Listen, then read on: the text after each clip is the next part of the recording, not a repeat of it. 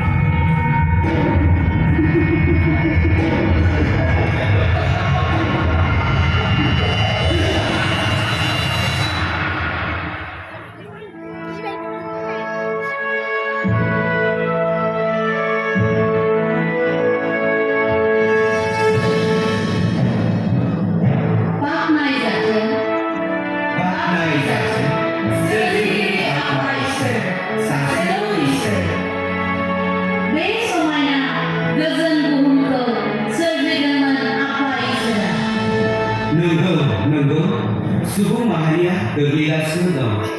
आफा इसोरनि सिगाङाव इसोरनि खोथा लायैयाव बुहुमखौ सुबुं माहारिया गुलाय गुजाय खालामबाय। बोसोर आरो जिउफोरखौ आसखान्दा खालामनानै लाबाय। नाथाय जोंनि आफा इसोरा अनख'नाय मानसिफोरखौ गावनि आखाइजों दानायलाय दा गोदान समखौ होफिनदों। गावनि सासेल' फिसाज्ला जिसु ख्रीष्टखौ बुहुमाव हरबाय। जायहा बे जिसु ख्रीष्टखौ सोरजिगिरिनि फिसाज्ला होननानै फोथायगोन, अब्ला बासायजानायखौ मोनगोन। सोरजिगिरि इसोरनि अननाय आरो लोगो लाज्लायनायखौ मोननो हागोन। जेब्ला जाया जिसुखौ नाजावो, अब्ला जिसुआनो सैथो आरो नंगौ लामाया।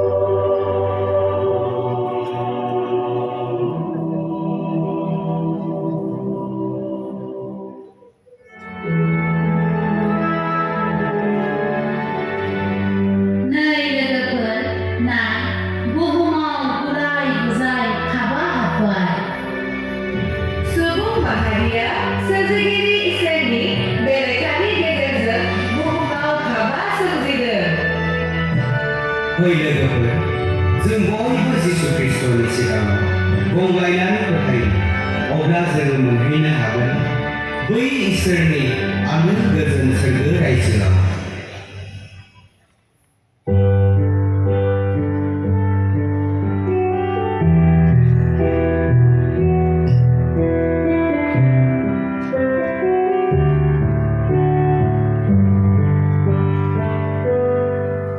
Himbari kafur somaya dazanai buhu Kamsi saat lebay songsari gafranai verkehona Kana sombong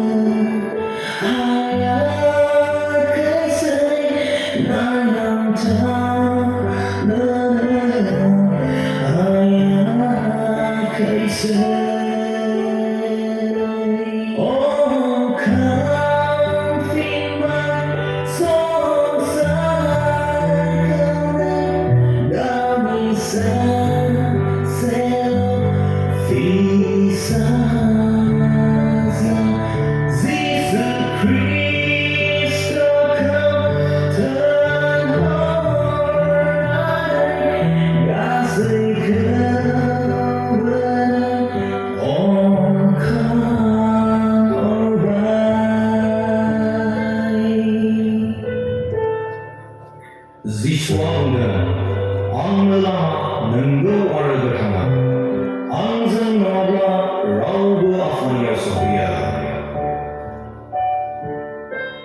सोर